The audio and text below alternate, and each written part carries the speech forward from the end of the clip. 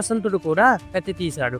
ఇద్దరు ఒకరి ప్రాణాలు ఒకరు తీసుకోవాలన్నట్లుగా పోరాడారు. ఆ పోరాటంలో విజయవసంతుడి కత్తి పట్టుకున్న చేతికి పెద్ద గాయమైంది. వెంటనే కమలశేఖరుడు అల్లుకువారి చేయి పట్టుకుని తన గుర్రం మీద ఎక్కించుకుని తన దేశానికి వెళ్ళిపోయాడు. ఆ రోజే విజయవసంతుడు యుద్ధం ప్రకటించి సైన్యాన్ని తీసుకుని సాకలపూరి మీద యుద్ధానికి వెళ్ళాడు. మరుసటి రోజు ఉదయం సాకలపూరి సైన్యం యుద్ధానికి సిద్ధమై వచ్చింది.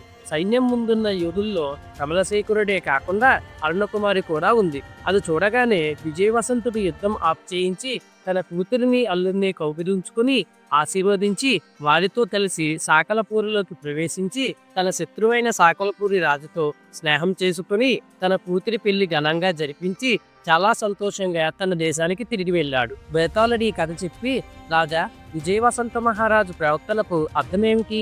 తాను పెట్టిన నియమం ప్రకారం అన్ని యుద్ధ విద్యల్లోనూ గెలిచిన కమలశేఖరుడికి తన కూతురిని ఇచ్చి పెళ్లి చేయడానికి ఆయన నిరాకరించడమే కాకుండా అతన్ని కత్తి యుద్ధంలో చంపడానికి ఎంతో ప్రయత్నించాడు. తర్వాత అతని మీదకు యుద్ధానికి వెళ్ళిన వాడు యుద్ధం చేయకుండా తానే స్వయంగా దగ్గరుండి పెళ్ళెందుకు చేయించాడు?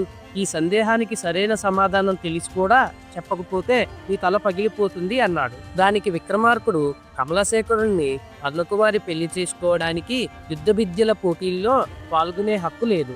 అతను తన శత్రువైనా కూడా అతని ప్రాణాలతో వదలడానికి విజయవసంతుడు సిద్ధపడ్డాడు. కానీ కమలశేఖరుడే ఆయన మీద కత్తి దూశాడు. తన ప్రాణం తీయాలనుకున్న వాడిని చంపడానికి ప్రయత్నించడం తప్పు కాదు. విజయవసంతుడు యుద్ధానికి వెళ్ళడం కూడా సరైన పని. ఆయన తన కూతురికి స్వయంవరం పెడితే అది బలవంత వివాహంలా మారింది.